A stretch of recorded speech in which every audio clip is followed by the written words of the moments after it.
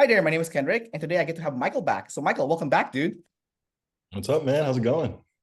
Yeah, man, it's going good. So, Michael, could you please tell us your new typing that you got? My retyping. I went from audio consume sleep play SCFI to double feminine SETE play consume sleep blast. Okay, So cool. that was, So, sorry. What did you say? I just said it was really interesting. Yeah, and then you got your social type too, also, right? I did. I'm a two. Okay, awesome, sweet. So, what did you think and how did you feel about this retyping? Okay, and your retyping is different from most people too, because you went from standard ESFP to jumper. So most people don't get that change. Like the first animal doesn't change. Yours did. Okay. Yeah. The only thing the same is your blast last. Even your sexual modality got changed, right? So there's like a Yeah. lot of pieces got moved. What did you think and how did you feel? I love this question. You ask it every time. What did I think and how did I feel? I think I didn't know what to think. Like, I remember the day I got it back, I was really anxious because new information, everything's changing. I had processed my first type for like 2 years. And then just because my friend, who happens to be a sleep last play, which is really funny, because if there's going to be a type who's going to tell me what to do, it's going to be that type right there. He told me to go get retyped. So I did. And I didn't even know what to expect. I didn't think they were going to change it that much. It wasn't really that drastic of a change. I feel like I'm still an ESFP. I'm still lead SE, I'm still blast last. But Dave, I remember him telling me that people will look at me and assume that I'm DI. Like that's what you'd look at me and assume that I am that. So I remember the video I sent them thinking about it, like how it might have come across to them. I was doing a lot of NF sleep in the video that I sent them. Like I was in kind of like a bad or unhappy spot. So I was processing my emotions, in the car, like sitting in my car, just like with the light on, just by myself. So it made a lot of sense to me why I got mistyped as like Savior Sleep and like Savior FI, because my FI is already so strong. Like it, I might be DE, but I think I have the strongest FI possible of like somebody who is my type or like is Savior TE. Like it's pretty strong. So I remember thinking to myself, man, I just need to go to sleep. Like I just went to bed. Like I was like, I'm not trying to deal with this right now. Like, so I went to sleep. I woke up the next morning and I remember thinking about it. And I felt excited. Like I remember getting a new type is exciting. I mean, every time you get your type, I got to go through that twice. So it was exciting. I got to start processing a new type, new functions, new modalities. And I just remember thinking to myself, like a lot of the stuff I attributed to my last type obviously isn't my last type, like, so it got really confusing. I was like, I have a lot of stuff to reprocess and I have to relearn a lot of stuff. Like, and I just remember telling myself, like, no more jumping to conclusions, like, no more assuming that this thing that you do is because of this function or this thing.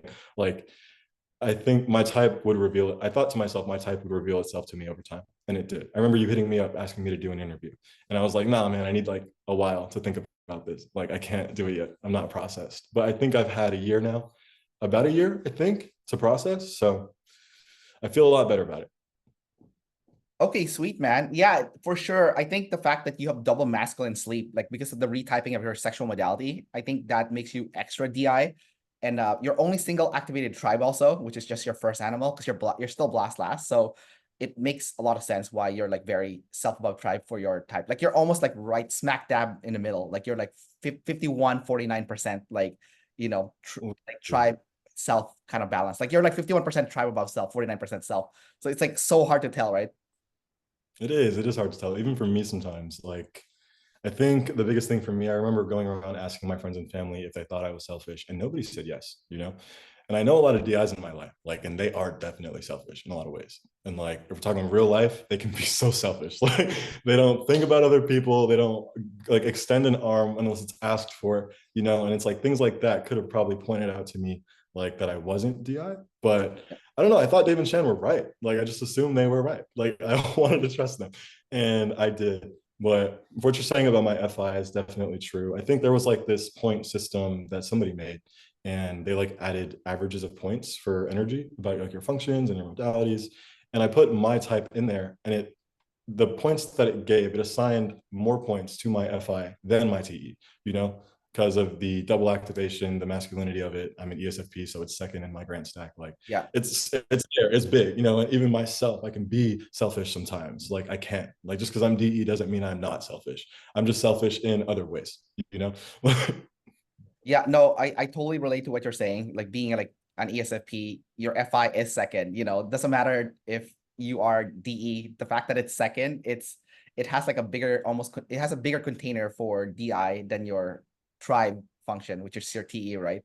Uh, It, and yeah. the other comment that you made about like the actual DIs being selfish compared to you. I think Mm-hmm. that's like super spot on too, because like my girlfriend is an INTJ, right? Jumper, and she's DI. And I don't know if the word selfish is correct, actually. I think the right word might be self-absorbed, you know? So I think the DI Mm-hmm. only has like that certain level of self-absorbedness. Like for some reason, if you're talking to them, the topic somehow always goes back about themselves, Like it always goes back. It's not like I noticed with the DEs, even the DEs that like you, like the introverted DEs, they'll somehow find a way to like bring everyone together in the conversation. So like everyone has like their equal share to like share about themselves. But the DI somehow is like, nope, I'm gonna pull a rope and I'm gonna talk about myself, right? And then Yeah. like, what the hell, Um, aren't you gonna ask anyone else about themselves, Um, so And they'll get upset too. Like if you start talking about yourself, I have some DI friends, and like if you start when I start doing the SE thing of like sharing my experience, they'll be like, "Weren't we just talking about me?" And I'm like, "I guess." dude, I think for you though, it's because you're blast last. You're like, they're probably thinking it's like, can you get to the point, man? Because like that's like the problem with blast last, right? It is, you know. I don't have that much of an issue with that anymore. I think I've worked on talking a lot to where I'm not like too rambly anymore. Like, Okay. so, We'll talk about your blast last later. So we'll see what your journey is like with that. Let's go over your parts then. Your new first animal is ST plays double feminine. Um, Now that you've gotten a chance to process that for like a year or so, what have you noticed about that specific animal, especially like that used to be your demon, now it's your savior. It's double feminine, so it's very unsure in a weird way. How do you personally experience that? double feminine ST play to me is me being very movable with like the tribe, obviously, and not putting my way above theirs. Like I noticed that whenever somebody has a preference or whenever somebody wants something like their way, I'm immediately just given. You know, like I don't put up a fight. I don't care too much about what I want, so where I'll fight you on that, you know? Like somebody wants to do something a certain way, they want to go to a certain place, they want to eat a certain food, and they want me to go with them, but I had a preconceived idea of what I wanted to do. I will drop it, you know? I will. Like I'll just put my thing to the side. I don't need to do that right now. I can survive without doing my DI. Like, and that's very easy. So I notice I do put other people's desires ahead of mine. And also I don't fight them on what they want either. Like I'm not masculine DE. So when the tribe is communicating their perspective or they're having their desires, like I'm not gonna push on them to change that, you know? Like I let people be. I accept people for who they are. I don't try to change anybody, push anybody to do anything. Like I might give advice. I'm still TE, so I do give unsolicited advice a lot, you know, but I don't like push it on people or make them feel bad for not listening to me. Like at least anymore. I did do that before when I was younger. That happened once with a friend. But not anymore. I learned very quickly, like, don't push the TE on the tribe, like, because they don't like it. So I also noticed I do a lot of stuff for other people. It's like TE's the nature of how I connect with people. I do things for them. And that's very big. Like I definitely find myself always looking around at somebody and like looking for what they need and like finding a way to do that for them just to make their life a little easier.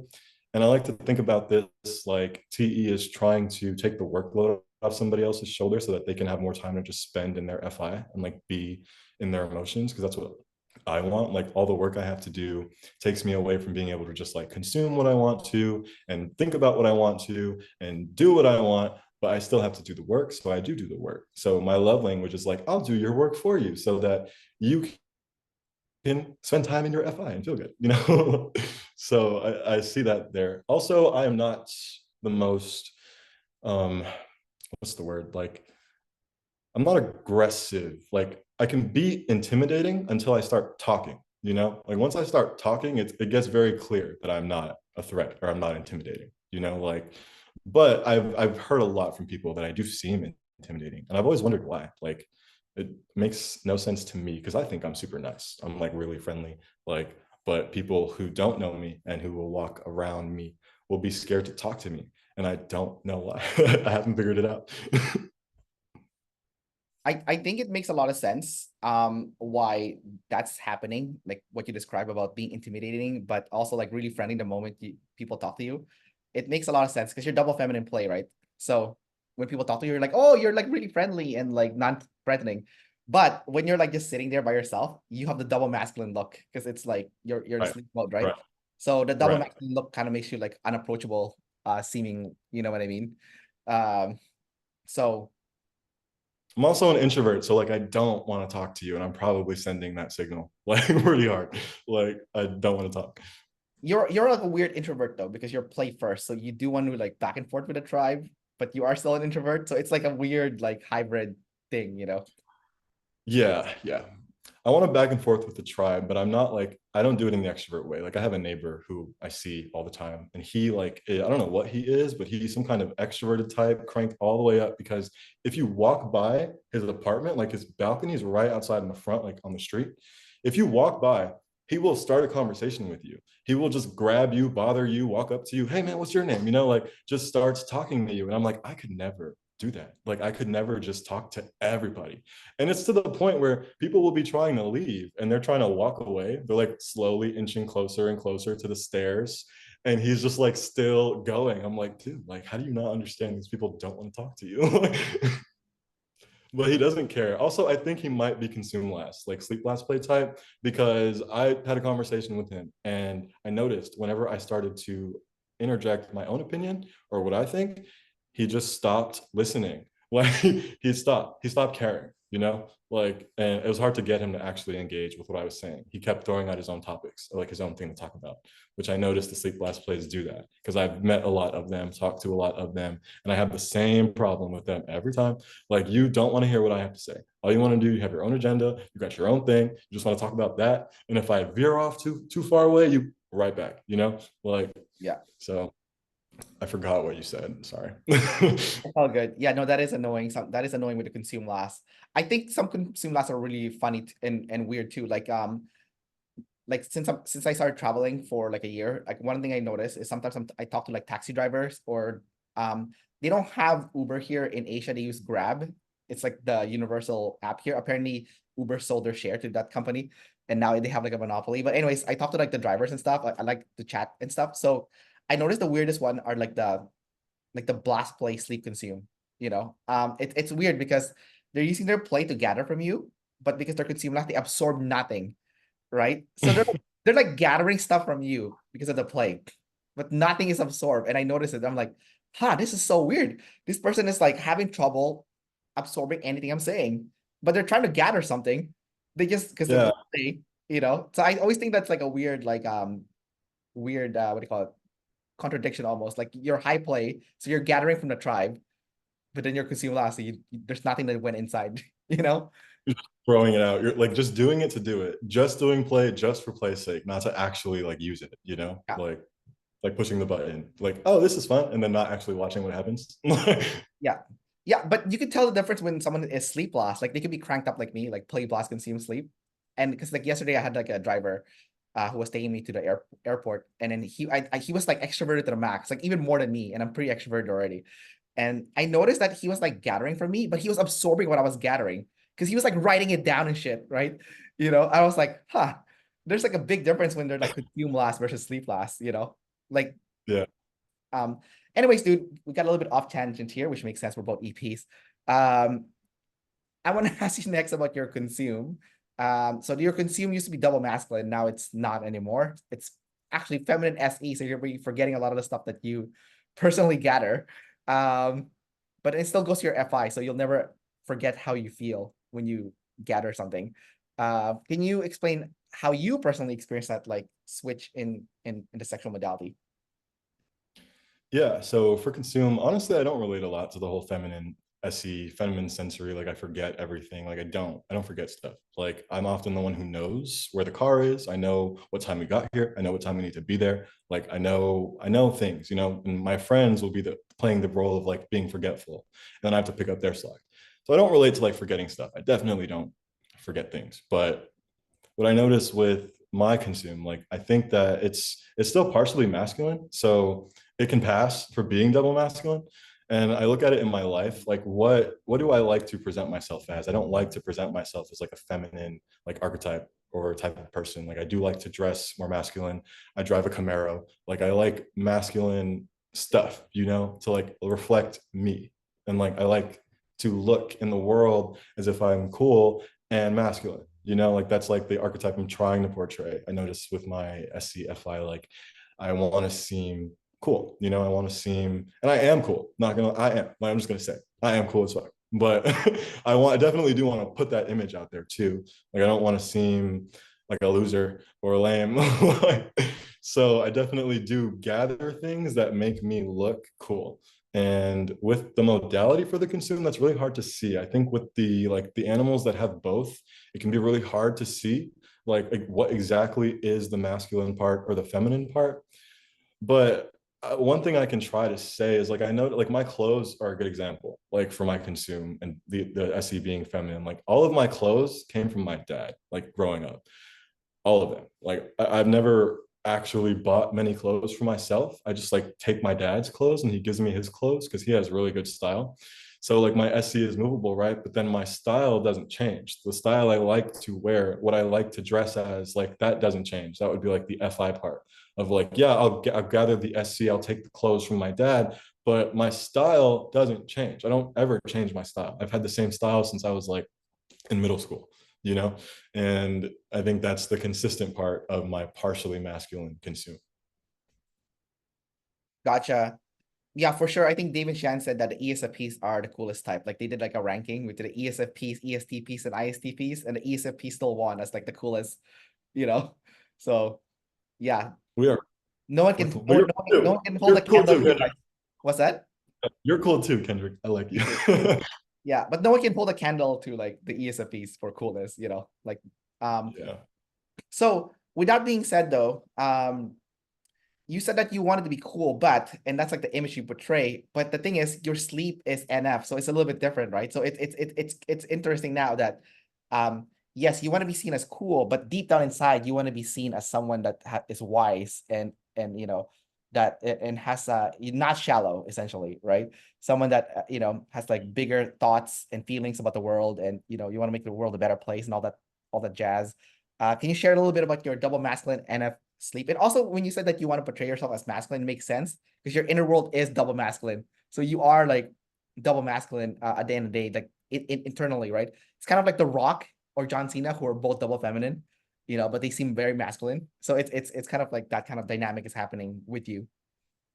Yeah, I noticed the opposite thing happening with the double masculines. Like I feel like they have that feminine, at least the ones who have double feminine sleep, like they definitely do sometimes seem very feminine when they talk and when they move and when they engage with people. Like your double masculine extroverted world, but then your double feminine introvert world leaks out. And for a moment you seem like double feminine or something like that, you know? Just for a moment though. And then they go start yelling at you. And then it's like, oh, okay, gotcha. But my masculine sleep, I thought about this a lot. Like I've thought about NI, FI, masculine sleep a lot because it's my inner world. So that's where I go when I process. And you're definitely not wrong. Like I do definitely see myself as somebody who like is deeper than most. Like I do definitely think I will consider a lot more of a situation, at least emotionally, than most people. And I notice when it comes to NF, like I think that NIFI is like the deepest kind of NF there is. Like I I think my NF having a double mask on it being in my sleep, like it's what matters most to me, like the coolness, the flashiness, the Camaro, like the clothes, like none of that really matters. I know at the end of the day, if it came down to it, I would be happy living as a caveman. Like I kind of want to do that. I'm looking for somewhere to go, to like just go live in a forest and just hunt, like, and just do stuff like that, so I don't have to worry about like life and shit. But With NF sleep, I feel like on the inside, I'm very like mushy almost. Like, yeah, it's double masculine, but I'm still super, super mushy. Like super like what's the word? Like it's still very soft, you know, like I still catch myself um wanting to like looking deeper into like the emotional aspect of people. Like I have NF in my sleep, not in my play, but I still feel like I apply it to people a lot. You know, like I definitely look at other people and I think about their emotions and the deeper impact of like what they're going through and like what that means for their futures and like where that came from and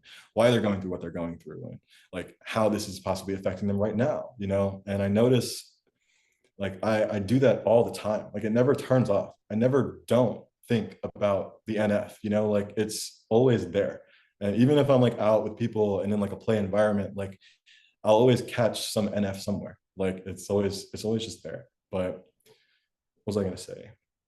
Double masculine sleep, though, that's like the NF part of it. But double masculine sleep, I notice I don't change. And I don't mean like in a growth mindset. I mean like I am very consistent, like as a person. Like my identity, my style, my vibe, the way I talk, the way I look, like everything about me doesn't change ever. Like I still feel the same from when I was like in middle school. Like some weird part of me feels the same. Even though I've changed so much, even though I've grown so much, I still identify like in the same spot. Like there's like the same place where I keep going to like find my identity. And I don't have a movable identity at all. And I will fight you on like who I am. Like I had somebody tell me the other day something that dismissed like a part of who I was. And I got upset. Like I was mad, you know? Like I was like, don't sit here and act like you know who I am. Like, don't sit here and say these things that make it sound like you figured me out and like you know who I am because you don't. Like, there's a lot of my story that you don't know. There's a lot of things about me that you've never seen. So it's like you don't know who I am. Like, so I will fight you on like my sleep, my inner world, my story. Like, I will fight you on that. Like, I remember Dave told me, he said to me in a phone call, he was like, it's almost, and this is probably a little too personal, but he was like, it's almost like you're traumatized, but you don't even know it. And I was like, excuse you, like I know that I've gone through trauma. I know what I've been through. I know what I've experienced. And I said this today. I was like, I know what I've been through. Like I'm not unaware of this. Like I know my emotional story. Like you can't tell me that I don't, that I'm not aware of that. It offended me to like be told that I was unaware of my trauma. Like, excuse you. Like I'm very aware of my trauma. I've processed this. I've gone through this. This is my story. Like so masculine sleep shows up there for sure. Like, do not tell me who I am. Do not tell me what you think about me is true because it's not, you know?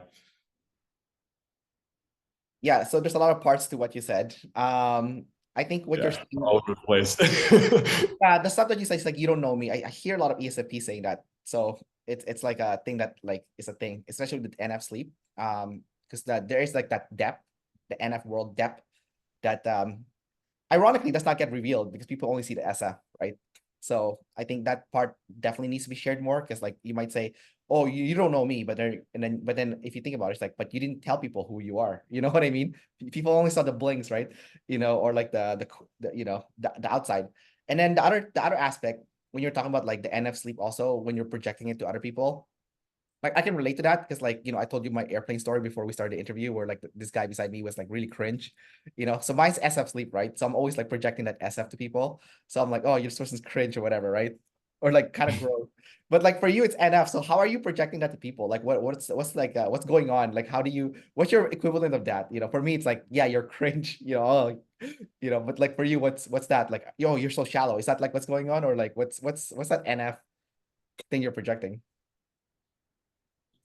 I think the NF thing that I'm projecting is like in the way that you're like looking at him like you're cringe. Like I'll look at people and I'll think to myself that, like you said, like there's no depth there. Like, oh, they don't understand the emotions. They don't get it. They don't understand why this is so important. Like they don't know. They haven't figured it out yet. And I'll think that about people. Like I'll think that they are, like you said, very shallow when it comes to the emotional depth. Like I often assume when I see people doing things that aren't in line with like something that would be like an NF principle, I'll start to look at them and I'll wonder like how much do you really understand about like what you're doing, what you're saying, how you're acting, and how that's affecting everybody else.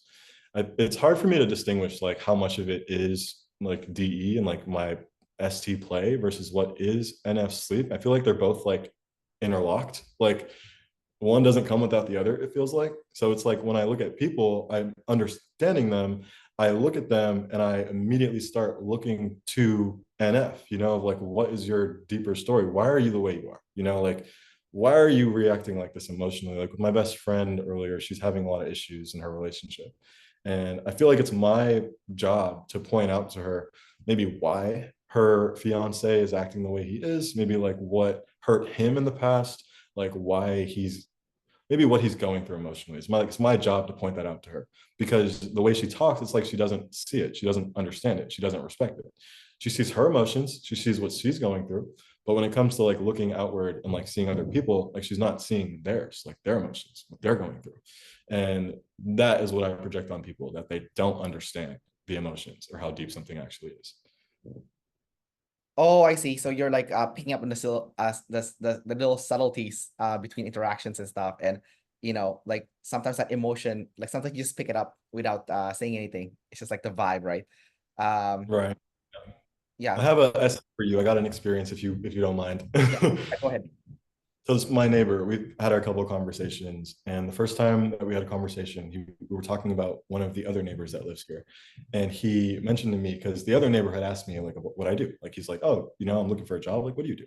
So I was like, oh, I do this. We're hiring if you want to like look for a job. And I was at this conversation we had, and I'm telling my other neighbor about it, the one who doesn't listen, and he's like, oh man, I wouldn't do that. Like I wouldn't put my neck out for that guy. I'm like, why? He's like, well, he just seems really irresponsible. Like he doesn't seem like he's got his like stuff together. Like he's 40 years old and he's still moving around, like hasn't figured it out. And I'm like, maybe, but he could be at a place in his life where he's ready to actually like settle down and figure it out and do the right thing. And he's just like, nah, man, like I wouldn't do it. Like it's gonna look bad on you. It's gonna reflect poorly on you. And I was like, I mean, that's probably true, but I could probably help this guy. He could probably like end up benefiting a lot from working at a job like mine. He's never had something like that before. So that conversation, I paired that with another conversation we had like 2 days later, where he's talking about religion. And like there's a pastor here who like helped some other guy bring some TVs because he didn't have a truck. And the guy was talking to the pastor. Of course, he talks to everyone he sees. So he's talking to him and he's telling the pastor, he's like, I feel wrong when I talk to people who are atheists. So he's like, I feel like I'm sinning when I speak to people who like aren't religious. And I think to myself, I remember the conversation we had where he's like, oh, I wouldn't stick my neck out for that guy. Like in that conversation, he'd also mentioned, also, I don't want to listen to anything he says. He was like, I'm not going to listen to anything that the guy says because of this, and this, and I was like, gotcha. Okay. So I took that, paired that SE with the SE of the pastor talking to him and him saying that he feels like he's sinning whenever he speaks to people who aren't as religious as he is. And I was like, this guy's really close-minded. Like this guy doesn't understand that like what he's doing is not listening to the world. Like the world is right, Like I said something around the pastor and the pastor agrees with me, right? But the guy's not listening. It's a question he asked the pastor. And I responded with the pastor. I said something, the pastor agrees with me. Guy's not listening. And I think to myself, I'm like, you're here, you're asking the world for their opinions, their feedback, but then you're not actually listening, you're not taking it in, right? So I'm like, he has a long way to go before he's actually ready to be the kind of Christian or religious person that he's trying to be. He's got a very long way to go. It's going to be a long journey for him. I can just tell what he's going through emotionally. He's got a lot of, oh, I don't want to listen to you. He's got a lot of, oh, you're wrong. I judge you because of this. Oh, you're down here because of this. Like he's got a lot of that energy. So he's not ready yet to actually do what he's trying to do. Like that's what I see with people. Like I pair the conversations I have with them, the experiences, and I look in their future and I'm like, you have a long way to go before you're ready for this thing, or that you're before you'll actually like learn this lesson.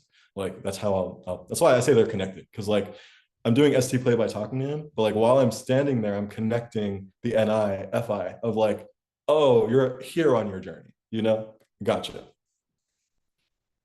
It sounds like that guy, your neighbor, the one who doesn't listen. It sounds like he's in the FETI axis. Like you're wrong. Like, 100%. yeah, yeah. It sounds like that. And then yeah, and then that guy that you were talking about, like the guy who was trying to get a job with you, and then your neighbor said that he's bad news because he's moving around. I think your neighbor's like projecting his own like needs, which is OI, like kind of like narrowing down. And if you're not narrowed down right away, you are like a failure. I think that's also like a messed up kind of projection also, because for all you know, the fact that you haven't moved around means you have no depth in your life. Like I made like an explainer video. I don't know if you saw it, where like the SE and the NI, where like sometimes the lead NIs they narrow down too fast, but then there's no SE inside their NI, so there's not enough life experience. So actually you didn't make the best possible wise decision for yourself because you don't have enough life experience to narrow down so quickly. So I feel like your neighbor could have been like one of those guys where like you narrow down so quickly and you think you're right, but if you look deep down inside, it's like a empty shell. There's like nothing, right? So I think for your NFC, like that's how you see people. It's like, oh, this person has a lot of depth. They know a lot from like life experience, including the bad ones too. You know, because like you have to put the good and the bad inside that like NI to really make a good life decision, right?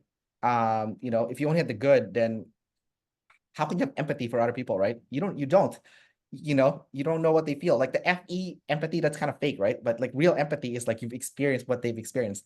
And you can only experience that by being like a gathering type. You're gathering the good and the bad, putting them together. And then I think ultimately the most beautiful part about being a human is like when you have the good and the bad experience together, you know. And I think that's like when you have the true gratitude for life. It's like you've experienced both sides, right? And then you have true empathy, you know, not fake ass empathy, right? Uh, Yeah, so I think you were showing empathy to also to your neighbor, which is good. And I think, you know, like they say there's like a bad apple. Like let's say someone that went to jail and then they're out now and they're trying to be clean, but no one's giving them a chance, right? You know, and then because no one's giving them a chance, then obviously they might go back to crime because no one's giving them a chance. But like I think, you know, all it takes is one good person to give them a chance. He's like, you know what, that you, it's not you anymore. You know what? um we'll see where you are and where you go from here. And then I think that's like, you know, I bet you that person whoever you give a chance to, who's like having trouble getting a new chance because of their bad track record, um they would mm. forever be grateful. I think that's just what I how I see it. I don't know if that, you know, I not, agree. I agree 100%, man. I totally agree with you. yeah. All right, dude, so I want to ask you about your blast last because that's also like a fun a topic that hasn't changed since we first started talking. It's still there. You said it has improved, but I want to hear exactly what's been going on. NP blast last, man. It's providing solutions for the tribe, and it's like loaded, ready. You know, because the NI is like loaded, right? It's like a gun. It's like a bullet that you put in like a revolver or whatever. It's like you're ready. You've organized it. You know, I'm gonna give it to you. I'm gonna give you the solution. You know, um, what's your experience been like? Yeah, since you know, since you got typed the first time, because it hasn't changed. You're still blast last. I'm still blast last. I know. I'm still fucking up communication. I'm still not talking to people as much as I should. I'm still not the most concise with my like talking. Like in this interview, you've already seen there. I talk a lot. You know, I'll definitely talk to you for like a solid 3-4 minutes straight, and like then you'll have to like be like, okay, there was a lot in there. Crap. Like, okay, I gotta pick that out, grab that and that. Like he just threw all this at me. So I just, you know, that's blast last right there. But the NT part of blast last, like, which is the problem solving, like I like to think of it as like inventing solutions that you've never seen before, you know, or that have never existed in your life before. No, I see, you know, you're just like inventing a solution to a problem. And I have a really hard time doing that. Like I have a really hard time like with using my brain to think of ways to solve a problem when I've never seen the solution before.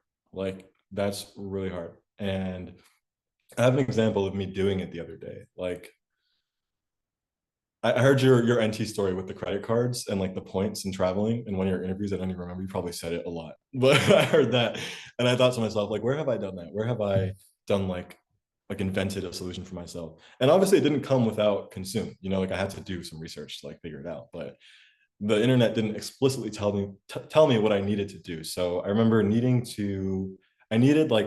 some money, and I had just spent all my money like on fixing a few things, paying my registration. Like I had bought groceries for the house, I paid my rent. Like I spent all my money, and I needed money. And I was like, oh crap, I don't just need any money. I need cash. Like needing money is not a problem. I have a credit card. I got paid again. I'll pay it off. You know, but I needed cash. So I was thinking to myself, like, how do I get cash? And I didn't want to bother anybody. I didn't want to ask anybody. Like I don't like to ask people for money. Like I don't like to bother people for that kind of stuff. And I was like, okay, I got to figure this out on my own. So I'm thinking to myself, I'm like, credit cards. Can I use my credit cards to pull out cash? So I look it up and I'm like, yeah, you can do that. So I was like, does my credit card allow me to do that? Will they give me a cash advance?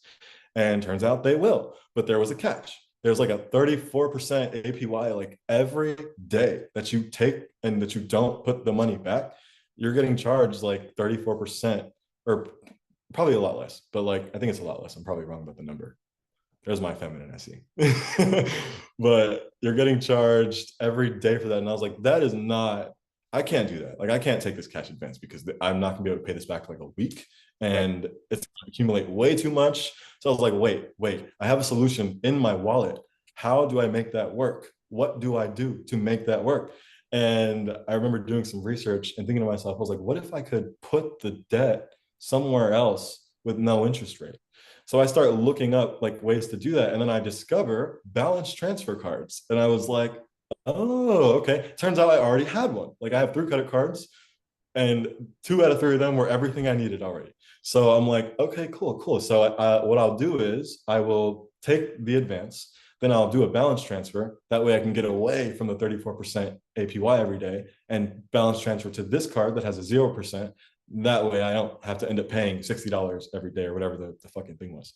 And so like that's me using like my NT, but it took me like 4 hours to come up with that, you know? Like I was like stressed the hell out. I'm like, what am I gonna do? Like I need this money right now. Like, what do I do? And I'm like stressing out. I'm like, damn, I'm not gonna get it. Like, am I gonna figure this out? I don't know. What am I gonna do? And like just focusing, thinking about the same thing over and over again, sitting with your problem and just trying to come up with the way to solve it. Like that's how I see like NT blast. NT for me, like when it comes to NT for the tribe, I feel like I don't have a hard time fixing other people's problems or like telling them what to do with their problems. Like I don't have a hard time doing that. Like I know the solution to a lot of people's problems. Like often it'll go unspoken. If somebody's like having an issue with me with some like ST thing, I can often just walk over there, look at the thing and fix the problem for them in like a minute, you know? Like, and I'll be like, all you need to do is this. And I'll just take my hands and I'll do the thing, you know? Like, I don't think I have a problem like with NT for others, or maybe just TE for others, but NT itself is very hard. And organizing the tribe is something I don't do either. Like that's also blast, is like organizing the tribe, making plans, events, like planning thing like you know, using your blast to do these interviews all the time. You're like, it takes a lot of organization with people, you know? I don't do that. I don't organize anything for anybody. Like I show up, I'm lead play, I'm consume, I blast last. You make the plans, I'll be on my way.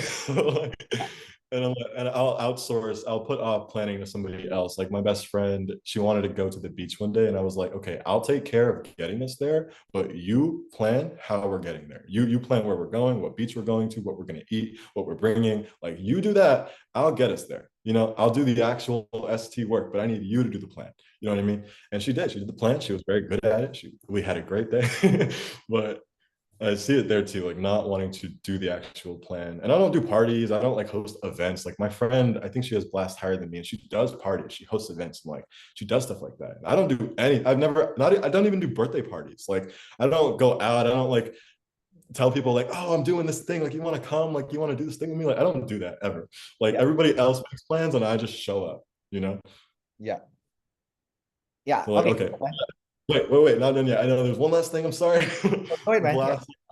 One last thing in the like I want to say this because I don't hear anybody say this often. Like I think a lot of blast is maintaining connections. I notice it a lot in my type because I go to things like events, I go to parties, I go to like work, for example, and I'll talk to people. I'll create like that first initial like connection. But when it comes to maintaining it long term, like that is what I don't do either. Like I will go to a party and I'll make friends with like 5, 6, 7, 8 people. I'll make a bunch of friends. I'll be friends with everybody. But am I going to maintain those connections long term? No, definitely not. Like I'm going to forget about them. They're not going to exist anymore past tomorrow. Like, and I might think about one and be like, oh, he was really cool. I should probably reach out to him. But will I? No. Oh, that's probably like your blast is not activated. Like it should be at least third for you to do that, you know? But it's fourth, so it makes sense. I think Ian said something similar to me too when I talked to him about that. Because he has like the same animal stack as you, right? So it's a lot of things that you said there, so I'm gonna like pull it apart and like I'm sorry. no, it's all good, man. It's all good. It's all good. You know, you have to do your consume story, you know, follow me. But You must know everything. no, but dude, so first off, your anti when you were doing figuring out the cash thing with the credit cards and whatnot, you did real NT. So give you props for that. That was like not bullshit NT. That was real. Because I'm lead NT. I know when people are doing NT and when they're not doing NT, and that was NT. So that was good. That was actually a good NT. So you know, I'll give you props for that. But I was also wondering, I'm like, you don't have a line of credit. You kind of like made things harder for you, like unnecessarily. Like you just get a fucking line of credit, man. Like, um, No, I have one. I have credit cards. I needed cash. Like I couldn't use my credit card. I needed cash, and that was the no, problem. but line of credit is not credit cards. It's something else. It's like part of your bank. Like you have a line of credit, like in your bank, and you can withdraw money from that line of credit. It's not credit card. It's something completely separate. Okay, You I've never heard of never. that? You never heard of that? No, I have. Okay, I work for a brokerage firm, so I've heard of line of credit. I know what it is, but like I never knew I could do that with my bank. Like Yeah, you can I have a never line knew. of credit. Yeah, it's actually really handy if you're like, you need cash and the interest rate is so low for that. Like you won't even notice it. And you can pay it back and you only get charged like a few cents. Who cares, right?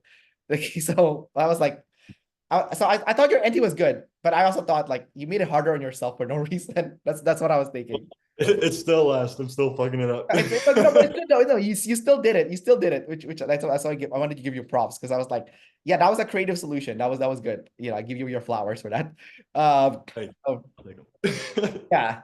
Um, and then I thought it was also interesting that you didn't want to plan for the beach thing with your friends. Like you outsourced it to your friend to do the planning. Like I'm like, oh, that's your NI at the bottom. You still don't want to do the NI, like the future planning and stuff. Like you'll do the SE, like driving and stuff. They're like, yeah, I can do that, but I don't want to do the NI, which I thought was kind of interesting. Uh, and then when you told me about like my interviews, like I'm doing interviews all the time because I'm like, I have Savior Blast, and I never thought of it from that perspective. But it does make sense, like organizing the tribe. Um, it's so easy though. I just message people, it's like, hey, you want to do an interview? They're like, yes or no. And then if it's yes, okay, let's pick a date. And that's it. I was like, so I was thinking when you said that, I'm like, dude, that's so easy though. You just message people, tell them, hey, you down? You down? If the answer is yes, okay, put in the calendar. That's it. Like it's like two steps. Like seriously, like um, I was like, how hard is that? I was like, just It's shitting. not hard. It's not hard. It's just like actually doing it, Like Yeah, people would it's love you easy. if you did that for people. Man, people would love you because it's like it's so nice when people like when okay. You know what I noticed because you're number two, so you'll get this. Um, when I hang out with other number twos, I noticed that if like I'm planning something and then the other number two is like, you're gonna do everything. They're like, oh yeah, I don't have to take responsibility for anything. I can just show up, and it's like the best thing ever. And I feel the same way when like another number two once is doing the planning. I'm like, I don't have to do shit. Fuck yeah, sign me up, sign me up. Like I don't like because number two, we take on the responsibility for everything, right? It's kind of like broad responsibility. So it's like when another number two is taking the role, it's like it's so nice. It's just so nice. And then at the start of the interview, you said that like acts of service was your love language, which makes sense. Like being a number two. That's definitely like a big thing. Like I think number Yes. two is like we click with each other. Like it's just like, oh, so you're gonna do the stuff for me? Fuck yes, sign me up. Later, you'll do stuff for me too. Yeah. But I don't know about you, but like I personally don't mind like doing stuff for people. Like I actually enjoy it. Um, Me too. Makes me feel good to like know that I could make somebody else feel good by getting something done for them. yeah, and then the hosting party thing, I remember it's like, yes, like you never hosted party because you're blast last. And when I was in like college, I used to throw house parties and stuff because I'm like I have a high blast. But I've always thought I've always used it as like a number two leverage though. Like, if you're the host of the party, then you're like the king, you know, and then Right. everything has to go through you, from then on out. And then when there's another party, you're always invited because you're always hosting parties too. So it's like, so I've always seen it as like a leverage move. Number twos, you're always thinking like, as a number two, there's always like when you're doing something, it's like what you see in the surface is not always what's happening underneath. Like the number ones and twos know this very well. Um, Yes. Oh, I was gonna ask you something, but go ahead. yeah. What was that? What did you want to ask? Or did you forget? I forgot. Go ahead. Okay, well, when you remember, just bring it back up. Okay. So, Yeah.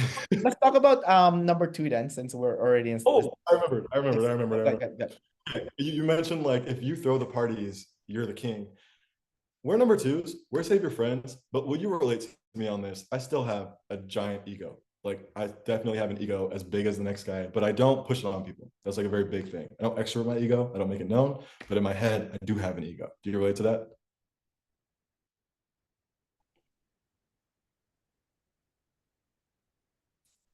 it's it's different. I think it's not the same as the ego that number ones and number threes have. I think maybe ego is not the word. It's pride. Like pride in my work and pride in what I do. But like in terms of ego and about like being the king and stuff, dude, we're still number two in the social hierarchy, so we still want to be high up there. So it's not like because even though number threes have a higher flex, in the social hierarchy, they're still number three and they work for the number twos. No offense. I know that sounds like it sounds bad. No, but like, number twos and number threes are friends in that sense because like I have number three friends that always go up to me. It's like Kendrick, can you help me organize my party? Or Kendrick, can you host this event, like a social event for us? You know, so and the person that organizes or puts brings people together, that person has the higher social hierarchy because you're the one that's moving the pieces together. I know that like a number threes hate being called chess pieces. I made that social type video. Our number threes got upset that I said, number twos look at threes as chess pieces, but it's kind of true. But it's true because the number threes went up to the two and you asked the number two to do that stuff for you. And the moment you did that, you know, like made yourself a chess piece almost because then the number twos would have to move people around now, right? Like you asked for it and it happened, right? The number twos does make it happen. So yeah, it's true in the sense that for me it's not ego. Maybe for you it's ego, but for me it's not ego. It's like it's almost like natural. Like I have to be like higher up there. I'm not number one though. I still look up to the number ones. I've always known I wasn't number one for some reason. Like I even asked myself that question like many times. I'm like, why am I always number two? Like I've said this like before even social type existed. Like I've always said this. Like it almost annoyed me because I'm like, why am I always in second place? You know, Bro, same. and it's so annoying. It's so annoying. It pissed me off so much. Like especially when I was in like college and stuff. And like I was like in my dating phase, I was trying to date a girl, and I was always like the second choice for the girl. And I was like, and that bothered me to the max. Like I was always like the second guy, I was like, and then when the number one came, I always lost to that guy when it comes to like dating. And it always bothered me. And I knew why I lost. I was never blind to it. I never was like upset or offended at that guy who beat me, you know. Because I always knew like deep down inside, I have SF last, and I wasn't just cool enough, Like I've always known, and I'm not blind to it. I'm not stupid, But like I've always known, I'm like, ah, just not cool enough. And even when I did like work on being cool, like I got like really fit. I was like at 9% body fat. I got ripped. I was dressing nice, you know. And when I lost to the number one, I always known that number one guy, not only was he SF cool, okay, not only was he SF cool, but his career was better than mine. And he had that number one confidence that I don't have. And there's always something missing that I will never have. And it's because I'm not a number one. And it's just, and it's, and it bothered me. But at the end of the day, I do look up to the number ones. And at the end of the day, when I do think about like what the number ones have to go through to get that, I just don't have that like consistent relentlessness. It comes in like sporadic moments, like we have double masculine sleep, right? That's where our flex gets activated. So I've always felt like, yes, I can do that flex thing in like for like a day maybe or a night, maybe if I go clubbing, I can like flex that night. But like it's only that night. It's not going to be there the next day. It's not going to be there for another week or maybe even like 2 weeks from now. Like it just doesn't happen enough, like every day, like the number ones do. So I can maintain it, and like if you don't maintain something, people know you're not the number one. They'll still see you as the number two, but you're not the number one because the number one does it every day. They live by this every day, and I look up to them for being able to do that all day because it's hard. That's not easy, but that always bothers me. But yeah, It what? is hard, man. Having that ability to just focus on one thing, I think that's our biggest drawback. And it's worse because we're OE, twos and OE and lead play. Like it's Yeah, so hard to actually focus on something long term and just do the same thing over and over again. We work the same area. Like I've never actually been able to do that. Like the gym, I don't count the gym. Like I go to the gym now. I started going to the gym, but I don't count that. I feel like it's kind of easy to do that, you know, like to go to the gym. But when it comes to actually like having a mission of like trying to do something in the world and like trying to like accomplish something and succeed somewhere, like I lose my desire to care about that very easily. Like I'm like, I don't need to win. I don't need to be the best. I don't need to win the competition. What's the point in that? Like I have also given away wins. Like when I do win and I see somebody else cares more about winning than I do, I'll just give them the win, you know? Like I don't care to win or to be the best. Like, and I'll often give that away to other people. Like I give ego to others. Like I remember I was at the gym once and there was this guy there. He was a young guy, probably like 18 or something. And he's going hard in the boxing part of the gym. He's like going hard with the bag, you know, he's like for hours, like the whole time I was there, he's just going hard. And I see him there all the time. And this is before social types, before I knew about that. So one day, like I go to talk to him. I'm like, what's up, man? Like, are you training to be a boxer? He's like, yeah, man, you know, I want to be a pro boxer. I want to do this. I want to do this and that. And I'm thinking to myself, I'm like, I start to like, you know, I'm like, oh shit, this guy's like fucking cool as fuck, you know? So you know, I do the thing, I give him ego. I'm like, man, maybe I'll see you one day on the big screens when you're all famous and shit. And his face lit up, the smile on his face. Like when I said that, he was like, I just got acknowledged. I just got valued higher. I was like, yeah, you did. You know what? You deserve that. How hard you've been working, how much you've been here every day that I see you, like you deserve that smile I just put on your face. And he loved it. And I don't love stuff like that. If you were to say that to me, I'd be like, nah, man, I got a lot more work to do. Like I still have a very long way to go. Like I'm nowhere near where I need to be. But he was like, yeah. Yeah. That's so funny you mentioned that. Like words, I think for number twos, it doesn't stick, man. It's not like, I mean, pumping your ego is not, it's not the way to compliment a number two, I think. You know, like it's not the way. Like Goes when, right in my head. yeah, yeah, no, like when people pump on my ego, because like sometimes I end up in the number one spot. Number twos would end up in number one spots, like sometimes, you know, it just kind of falls in your lap sometimes, especially when the number one is missing, the number twos take the spot, right? Temporarily, Yeah. temporarily, right? Like you're number one temporarily. And I've always liked that idea too of being the temporary number one. Like I've always loved that idea. I never wanted to do it full time. Like I've always pictured, like I've pictured myself like, what if I was in like ancient Rome, like I don't know if you've ever heard this story, but there's like this one emperor in ancient Rome where like he would only be emperor when like shit hits a fan, and after the shit, after he fixed the problem, he'll leave right away. And I've always loved that idea of like, oh my god, that is like my dream job. Shit hits a fan, I come in, be the number one for like a brief moment, fix the problem, get back out, because I don't want to, I don't want that shit, you know. But for me, like the biggest compliment I've ever gotten like was from my friend, who is like an ESFP jumper also like you, but she is sleep loss and she's double masculine. She's like a crackhead, like play blast, consume sleep. And like the biggest compliment she said to me was like, Kendrick, what I like about you is when you say you're gonna do something, you do it. And I was like, I've never forgotten that like compliment. Like that is like a huge compliment. It's not like an ego boost, it's more like a character compliment, right? Like it means my word is true. You know, and that to me was a compliment. Like I think if someone were to say that to you, I think you would feel really good too, right? Because like it means like you're true. You're true, right? You know. I'm about what I set out to do, like the responsibility thing. I am responsible. Thank you. Yes. Yeah. Yeah. And also like as an EP, I think it's also like a good compliment. I remember I have a friend, she was like a number three, IJ. I don't know what IJ she was, like ISFJ or ISTJ, I wasn't sure. But like she used to go up to me, right, all the time. And she's like, Kendrick, can you host my birthday party for me? I'm like, why would I host your birthday party for you? You know? And then she's like, well, it's because you're really reliable. I was like, wow, okay, that's a really good compliment. Okay, fine, I'll host your birthday party for you, you know? Yes, yes. You know, reliability, that's a big thing I feel like for number twos. Like I've heard that a lot too. Like if you need help, like my friends always, they always called me. Like they never called each other. They always called me when they were stranded on the side of the road with no gas in their car. Even though it's 2 a.m., they know I'm asleep. They still call me, you know, to come get them. I get up and I go, you know, like I'll help them. I have to. But it's like, yeah, being the default, like responsible person, you know, like the person I can count on, the person I know, like will be there to help me with the thing. Like that, I like that. I do like that role. I love that. Like feeling like people know they can depend on me, like that feels really good, you know? Yeah, 100%, man. That does feel good.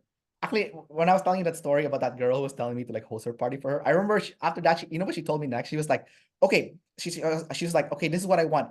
I want to get drunk and don't remember anything. And I was like, Oh my God. I think she wants me to host a party, so I'm babysitting her when she gets like Yeah. pissed drunk, and she trusts me, right? Obviously. And I'm like, I don't want to be the babysitter. So I what I did is I remember there was a guy that like trying to date her and stuff, and she kind of likes him, but she wasn't sure. So I just got him to come too, and then like he took care of her the rest of the night. You know, they're married now, so obviously it worked out. But because I was like, I'm not babysitting anybody. I also want a party if I'm gonna have a party. I don't want to I don't want to be the person like babysitting you, you know. Like you know Yeah, when you like go clubbing with a bunch if of you're girls. Sorry, you know when you go clubbing with a bunch of girls, like and they bring you as a guy, and they're like, you're the guy pretty much, so that you're like the cock block pretty much, you know. And then it's like it's like I don't want to be that. No, no, no, no, no, no, no. No, I want to have fun, you know. Yeah, no, for sure, man. I think the girls, like just being a guy too, being a guy and a number two, like you definitely end up in that spot a lot with the females and the Yeah, girls. yeah, Like they use you as like the bodyguard or like as like the default guy, like when they need like a guy stuff. Like yeah, if you're a number two, you're a man, they're going to you, all the females. yeah. Yeah, and it's good and bad. It's good and bad for sure, you know. So, Oh um, yeah, I have a friend, one of my best friends. She's a number three, and like it definitely can get a little abusive how much she needs and wants. Do you know? Like she wants help.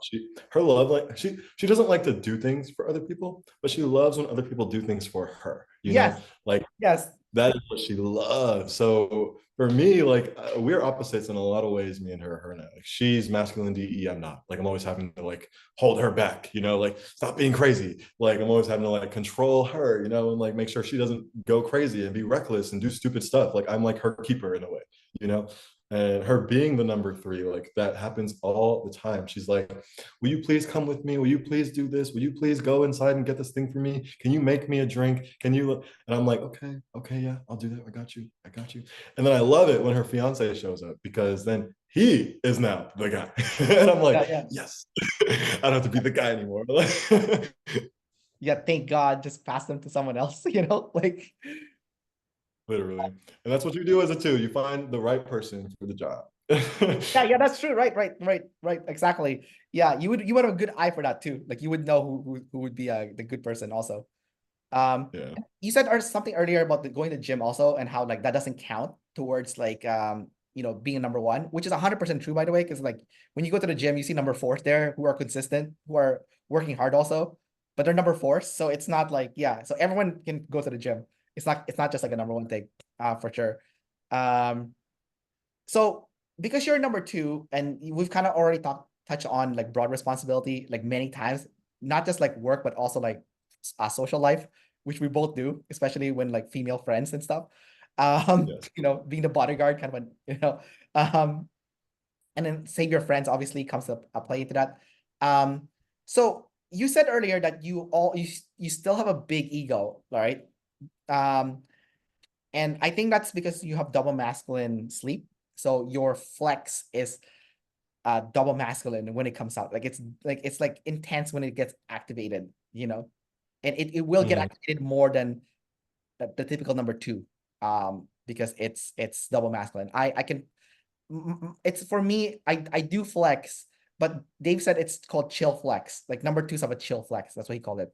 You know, it's like you'll I would drop and then you get out. It's not like you don't flex long enough that it becomes cringe. It's like you flex, you get out. Like for me, he said, for you, I've been to 100 countries and then leave. You know, that's it.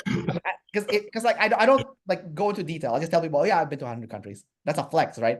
You know, because I have been to Mhm. 100 countries. You know, because and I one of the reasons why I travel around the world, it's two reasons. One is NF. It's like you know, um, I feel like the world is beautiful, and I would do it a disservice if I didn't explore it. And also, like NF consume, I gain a meaning and purpose from new life experience. So travel is a good for an outlet for me to do that. And I have better creativity every time I travel. Like I'm seeing things from a different culture, and I'm like, oh shit, we don't do that in North America, you know? Like, and then I also think, oh, some of the stuff we do in North America are bullshit because in this country they don't respect that at all, right? So it's like I can mix different cultures and I can see what's really true about the world, right? But on the flip side, Mhm. from like a more ego side, for me, it's like, how many people has been to every country in the world? That's my goal, right? To visit every country in the world. I looked it up. It's like less than 1%. I'm like, there we go. I want to be less than 1% of like humanity, right? Like that's like where the ego is. And then like I also want to be someone that like when you talk to me, you won't forget who I am. So like if I converse with someone and I casually mention I've been to 100 countries, they'll now know it's like, oh, this is the guy that's been to 100 countries. Like they'll know me as like for something, right? And then when I go to parties now, like my number one friend would like because he has like savior flex, right? So he wants to make sure that his friends also makes him look good, right? So um so for him, he's like, oh yeah, this is my friend Kendrick. He's been to 100 countries, right? Ask him anything about travel. He knows this shit, right? And Yes. then he'll Yeah. do that because like it makes him look good. It's like, oh, this guy, he's connected with like all the different like industry leaders almost, right? Um, so although I did lose to a number one when I used to have a travel blog and travel YouTube channel, that's why I don't do it as much anymore. Because like I lost the war. But I still have the flex, right? So in your case, where does your flex come in for that like, your chill flex essentially, drop it and go kind of deal. But like double masculine also. I don't think I flex much, honestly. Like I don't think I ever do it a lot. Like I notice for me, it'll show up in environments where I just happen to be better, but I don't like make it a point to be better. Like a good example is I have another friend and I'll go to her house sometimes. And what we do, our favorite activity is to play like this fighting game called Smash Bros.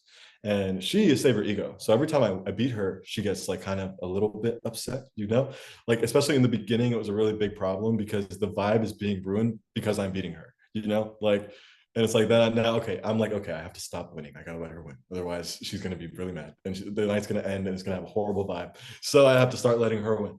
But it's like when I do beat her and her boyfriend, every time we play, I beat them every time. I'm just better than them at the game.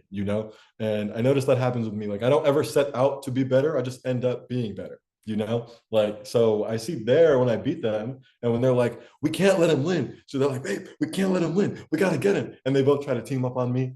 And like I still beat them. Like I don't ever like go, yeah, motherfuckers, I'm better than you. Like I never like, yeah, that's why you lost because you suck. I don't do that. I don't like say that kind of stuff.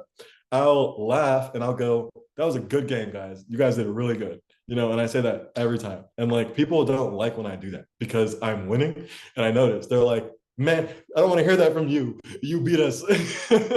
So I'm just trying to encourage everybody and lift this up. It's like I don't ever like push my ego into the world, but where do I flex? Kind of like you said, like it's very quiet, it's very chill. Like my car is my biggest flex, my Camaro, and it's my favorite way to flex because I don't have to say anything. I don't have to do anything. All I got to do is drive around and I see the heads turning, like and I don't have to be like, yeah, I'm better than you. Like as soon as you just look at me, you're like, oh, he's a nice car. Like it's like, yeah, that's my favorite way to flex. Like I don't have to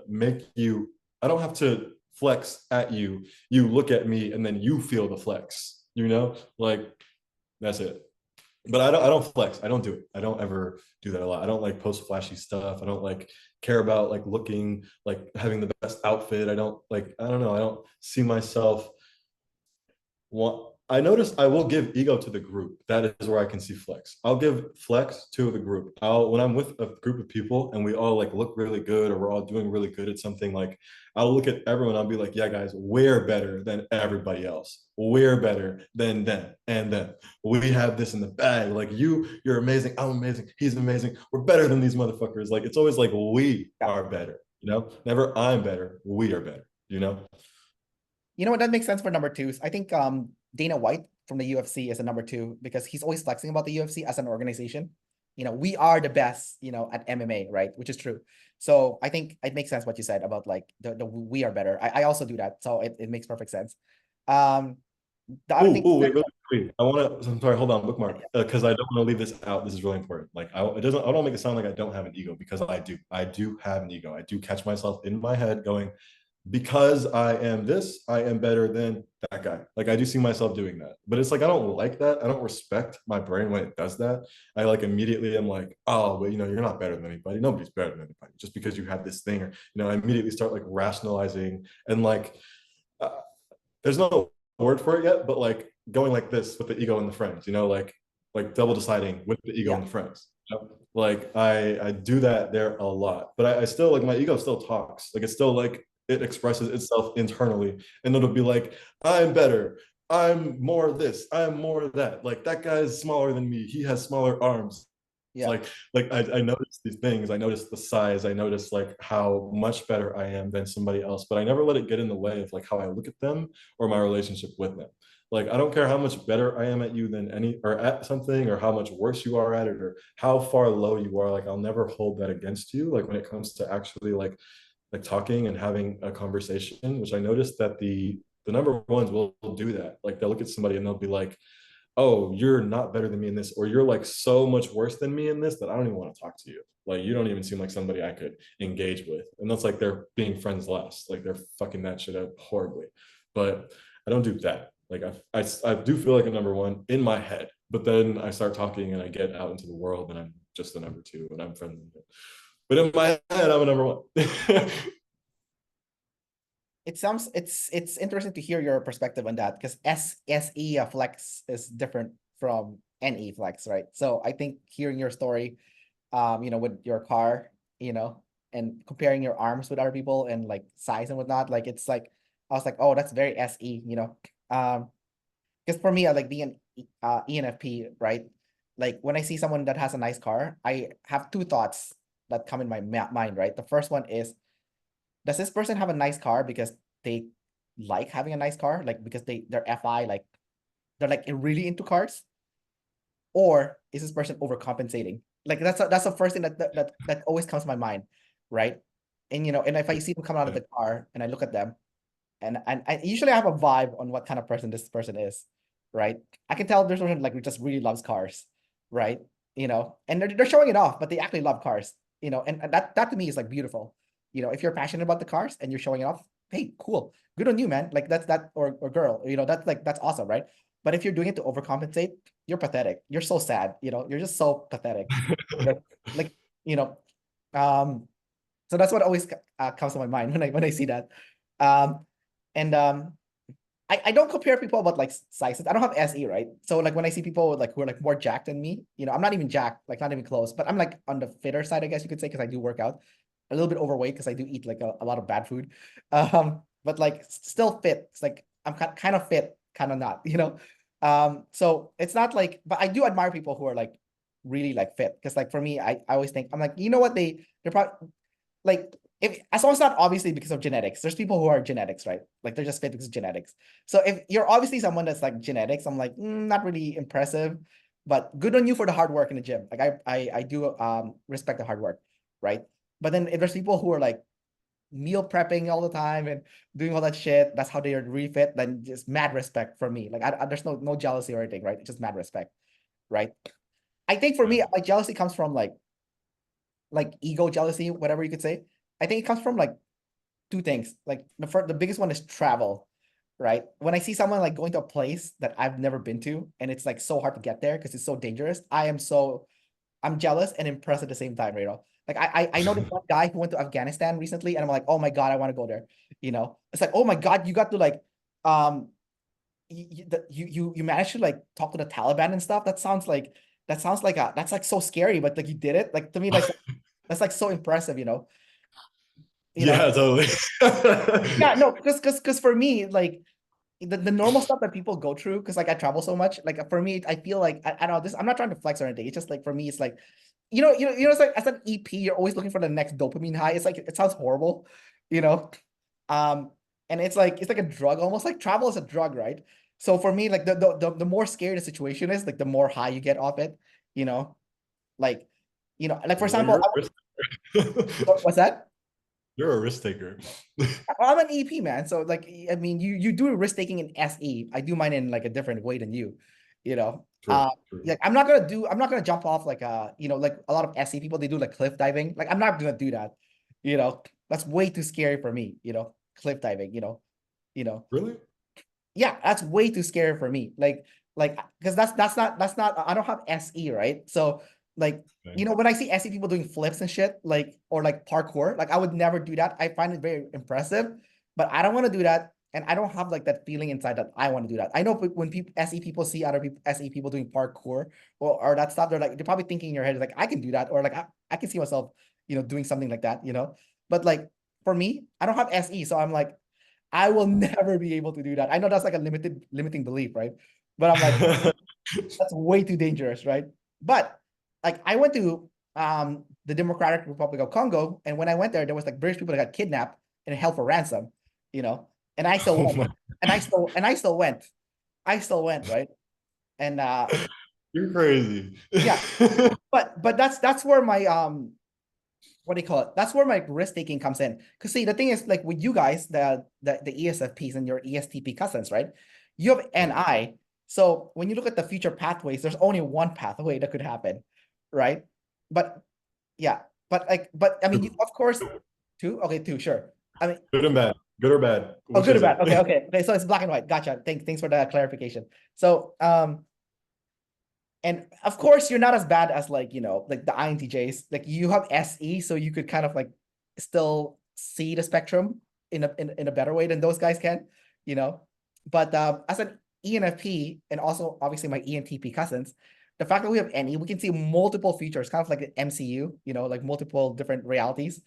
And I can Yeah. see the SI that could happen in each steps, right? So when I go to like a place like Congo where you can get kidnapped and held for ransom, I look at all the different possibilities that can happen, and I look at the possibility that has the least chance of that happening, and then I follow the SI steps to make sure that I do that. But I also would like to play with fire and still do that, right? You know, kind of like you guys, like the SE people. You go cliff diving, cliff jumping, whatever. Yeah, a lot of bad things can happen, but probably deep down inside, you probably think, you know what, that's probably not going to happen, right? Like I know I'm going to land in the water, I'll be okay. Yeah. Of Yeah, course.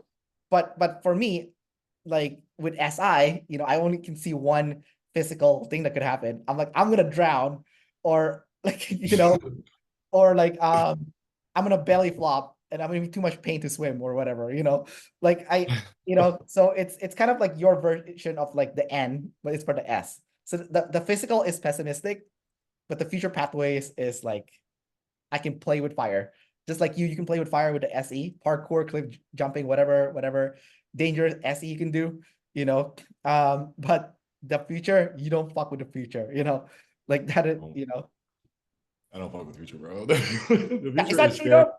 Would you say that sentence is accurate? Like you don't fuck with the future? Is that something Yeah. that Yes, don't fuck with the future. Also, like, because okay, not in the sense that I am 100% careful. I'm so cautious about the future. Like, obviously, I'm fucking it up, like the future all the time, yeah. like locking myself into consequences by doing stupid SE shit, you know. But when it comes to thinking about the future and me processing the future, of course, that's my attitude. It's like, don't fuck with the future. There is a bad way that this can go. There is a good way. I need to make sure it goes the good way. If it goes the bad way, I'm fucked. It's like Yeah. immediately I'm just like, I'm looking to the future and it's like, this is the land where all of the bad shit that can happen is. It's in the future. It's never now. Like I can always solve a problem now. I can like do whatever now. But in the future, I'm threatened by possibilities. I feel like if a company has like what do you call it? Like a department for risk management, I feel like they need to have like an ESFP or ESTP and an ENFP and ENTP. Because like I think like they're both missing something from like a risk management standpoint. Because the NE can see like multiple features, and the future is um you can fuck with the future is what I'm trying to say.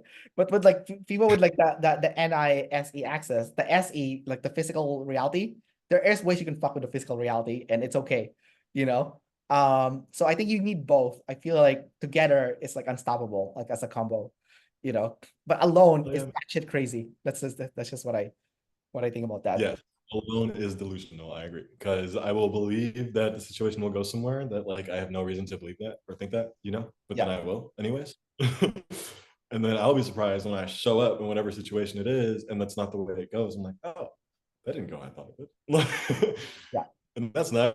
It's always nice when that happens. I get surprised by the future because I think with masculine and I too, like I'm very confident about like the two directions something might go in. Like I said, it's either gonna go in a good direction or it's gonna be bad. And I'll come up with like what it'll look like if it goes good and what it'll look like if it goes bad. And that's how I communicate too with people. I'm like, listen, you're either gonna end up here and it's gonna be amazing, or you're gonna end up here and it's gonna be really shitty. And like that's like literally how I communicate like the future to people. So I forgot what I was saying, but I notice like with my and I like because it's masculine, like I do have a lot of fear about the future, which I don't think the masculine SEs have. I don't think they're afraid of the consequences or the future. Like, I think that's why they will be more chaotic than me, even though I'm still in ESFP. Like, because I have feminine SC, I'm not pushing on the sensor as much as they are. And I noticed that with them, I noticed like in my life, a lot of people I've seen who do more dangerous or illegal activities are usually masculine SC, you know? And it's like they know. It's not that they don't know about the consequences in the future. They know, but they don't give a fuck. Like they can't be touched by it. Like it's not real until it shows up right in front of them.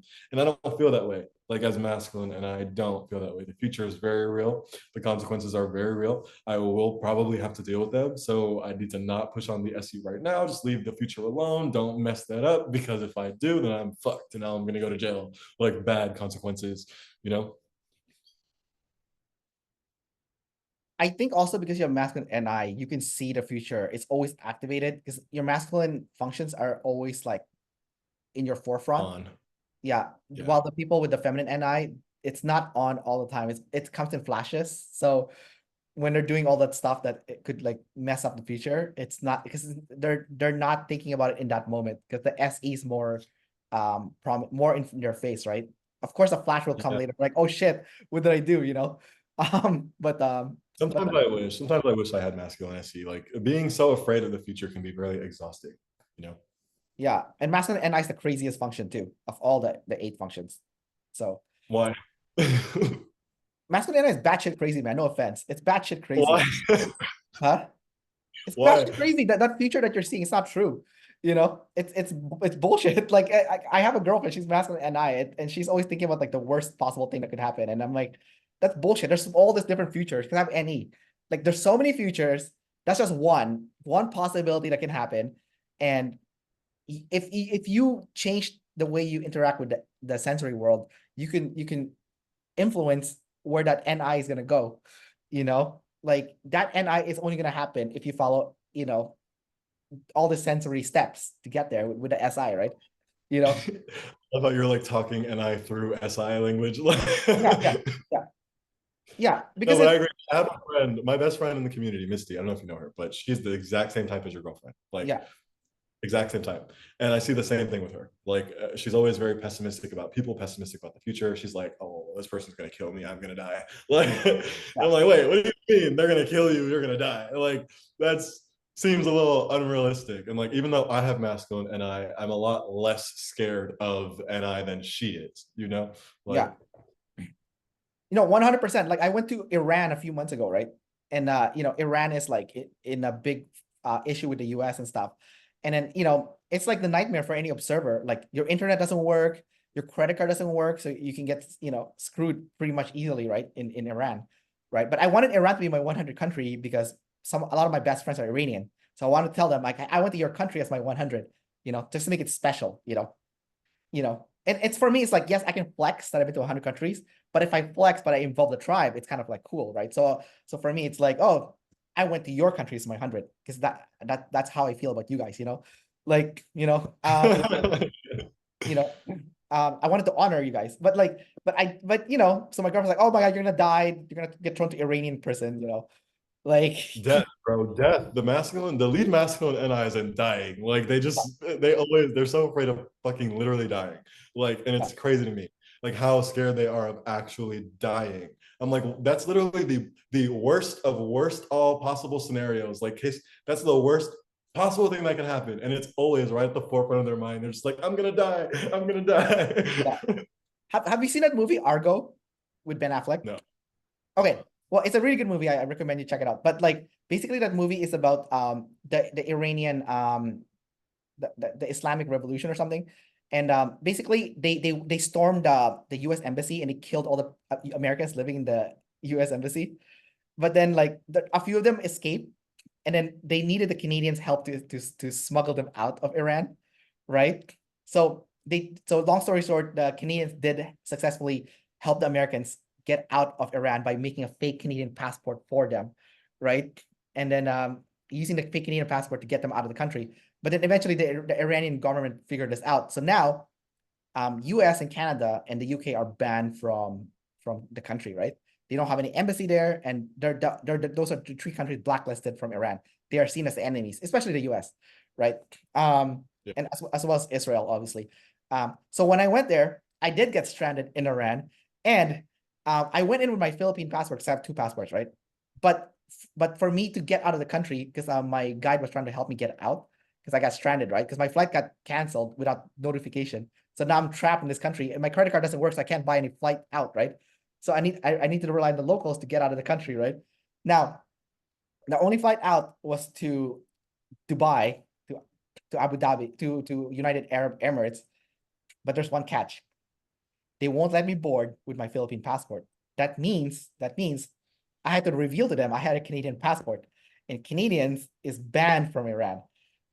So dude, they took both my passports in the airport, and I had to wait like over 30 minutes. And they're like, "Oh, don't worry, you'll be okay. We just need to verify something with the, you know, officials in the back." So they took away Oh my my passport, and for like the 30 minutes was like the longest 30 minutes of my life. Like I'm sitting there, and I'm like, "Oh my God, are they gonna confiscate my passport? I'm gonna be stuck in Iran because like I'm Canadian, you know?" Um, God. so That's terrible. it's terrifying, man. But obviously I'm here, so Yeah, thank God, man. You said I got stuck in Iran, and I was like, see, this is why I won't go. This is why I don't go. Because I don't yeah. want to get stuck anywhere, man. That's crazy. And you said you go to the dangerous countries. Like, bro, that's literally the fear. The fear is that you get stuck in a dangerous country and you can't leave. Well, I use my NE and I use my NT to like to rationalize it. So I thought about it myself. I'm like, okay, what's the worst case scenario? They're like, okay, you're Canadian, you're gonna get stuck here, right? Because we don't like Canadians, right? And I thought about it myself. I'm like, that's not gonna fly. Hell no, that's not gonna fly because they have no leverage over Canada if they um put me in prison or get me stranded here. Because I look, I'm Chinese, I'm Asian, so if they went up to the Canadian government and they're like, "Oh, we have this Canadian guy here," they'll just laugh. They're like, "That's a Chinese guy, you know. That's you know, like, haha, nice trying to fool us. He's Canadian. He's not, he's Chinese, you know." Like, so I thought to myself, like, oh, they can't use me for leverage because I have no leverage for them. And number two, Iran and China are really good friends. And the fact that I'm Chinese kind of like balances things out, even though I'm Canadian. Yeah. So I thought about it. I'm like, okay, no, I'm gonna be okay, and I was, because I rationalized this situation, you know. Yeah. You Yeah. would think that they don't want Canadians there so bad, they would do everything they could to get rid of you. You would think, Oh, they It's actually just want like, Canadian. They actually want Canadians to go. They actually have promotions for it. Um, you just have to pay like two times more or three times more, but you can go. Same as America. Americans can go there too. Like I've seen Americans go there. to Iran. What is the point though? What did you do while you were there? Like, Just a sightseeing. It's beautiful. It's like history. I like history, so you know. Yeah, okay. it was an awesome country, man. I love Iran. I'm glad I went. It's like the best Middle East food I've ever eaten. It was so good. It was so good. I was like, oh my God, the food here is so good. Like of all the Middle East countries, this has the best food. Too bad it's like so hard to get here because the food is so good. It was like amazing, you know. Okay, so I'm an uncultured American. So the way I see like Iran, I see it like as Iraq and like as Afghanistan. Like I see it like those two places. I attribute all those to like the same idea, like same Yeah, category. Like we went over there, we fucked it up. Now it's war land. Like, is that not the case? Are there like a lot of thriving cities in Iran and like stuff like yeah, that? Like, 100%, man. It's modern. Like they have like big buildings, they have internet. They can only access local internet though because of the sanctions. They don't want Western propaganda to go in, but they have VPN so they can access YouTube, but it's just really slow, so it's really annoying. Um, yeah, they have everything, man. Like it's modern. Like when I was talking to the locals, they said, "Yeah, we are terrorists when we're driving a car because we're gonna hit you," but that's about it. Like they're really like modern, and the locals hate the government too. Like when I went there, that's what I noticed. They're all rebelling. Like the women, they're not wearing the headscarf. There's cameras everywhere. It's like a police state, but the cameras to make sure the women are wearing their hijab, right? But they're not wearing mhm. their hijab on purpose, you know. And then if you're like Muslim, you can't be gay. But I see like lesbian couples in the street holding hands and stuff, you know, and like yeah, and then like they're all rebelling, man. Like everyone, like, and they all hate the government. Like my both my tour guides, they hate the government, right? You know, they'll do everything because the government tells you not to smoke, they're smoking cigarettes, right? You know, the government tells you to wear a hijab, they take off their hijab. They have like long hair, you know. No, I they love really, that. yeah, yeah. No, it's really like safe. Like I don't even think it's like dangerous at all. Like when I went there, I was like, this is not what the media portrays it to be at all. Not even close, you know. So, you know, like it's like the media is always like lying. The most dangerous country I've ever been to is France. Is sorry, Italy. Italy is the most dangerous country I've ever been to, right? Why? It was super racist to Asian people. You know, someone tried to rob me, you know, and like I've been to like a lot of dangerous countries. Like I've been to like the Congo, for example, right? Iran, right? Venezuela. Venezuela is dangerous as hell. Like I've been to all those places, and like Italy is the most dangerous that I've been to, you know. So That is surprising. I would never think that you would have said and Italy, that. Italy, Italy is not as affluent as you think. You go there, it's like everything's falling apart here. What the hell? You know, like people think of Italy as like, you know, Gucci and like Lamborghini and all that shit. No, man, they're like they're not doing very well. This is when I say like the historical side is good, but like they're not doing very well. So you know, like sometimes Americans they get like a bad view of what the world is. But I think if you explore, it's actually good to travel as an American because like um what do you call it? Like you're kind of like special. Like Americans are not common in other countries. So you're kind of special when you go to another country, you know. Um, you know, because Americans like most Americans don't leave, right? So when you travel, you're gonna be treated like special, which is good. I personally really like Americans that travel. Like when I meet an American when I'm traveling, a lot of them get a bad rap because they think of Americans as ignorant. But like Yeah. I personally like Americans. Like I've been to the US many times and I'm like, American people are like the nicest people in the world, you know. The only bad thing about the US is like they don't say please and thank you, right? Like I noticed that when I cross the border from Vancouver, Canada to like Seattle, the biggest thing I noticed is like, oh, no one's saying please and thank you. Or excuse me. No one's saying all this like pleasantries. That's like the only thing I noticed. But everything else is like is I good. just assume everybody hates Americans. Like that's what I think when I think about other places. Yeah, in France they hate Americans. Yeah, when I went to France, 100%, man. When I went there, they fucking hate Americans there. That's like the only country I've been to that hates Americans is France. Like I went to France and they're like, yeah, they hate you guys. So I've heard that like France is like the meanest country. Like I've heard that a lot. Like To people in France Americans. are To Americans. only. Yeah, no, they were nice to me. They were really nice to me, but they hate Americans. They hate Americans. Why? What They're do they so do? snobby. There's you get a snobby treatment when you go there. Yeah, I've heard that. Yeah, I've seen that a lot. People I know who've been to France, like they say that too. Like they have a hard time getting help. They have a hard time with like actually getting people to speak English to them. You yeah, know, like nobody actually wants to talk to them. Like, and people are rude. They yeah. bite. And guess what? They can speak English. They just don't want to, especially not to Americans. Yeah, Yeah. exactly. Like they're You, just being. you know how I know this? Because the French people went up to me and started speaking to me English voluntarily without like me asking them. I knew this, and I saw them talking to Americans, and like they're like they speak back in French. I saw it happening, like within like a split second of them talking to me in English. Like I saw, so um, only they're France. they're definitely doing it. They're definitely choosing to hate Americans for sure. Like, Yeah, yeah, yeah. All right, dude. We're gonna wrap up the interview here. So, Michael, thanks again for coming out and sharing your update on what's going on with you and stuff. I felt like our interview right now was more dynamic than our first one too. So that was like really good. So I think definitely your extroversion has improved since we last spoke for sure. Um, also, last time we talked, like I was in a bad mood. You know, my FI was fucked off, so I'm not in a bad mood today. all right, dude. We'll wrap it up here. So thanks again for coming out, and we'll keep in touch. Thanks for having me, Kendrick. Take care.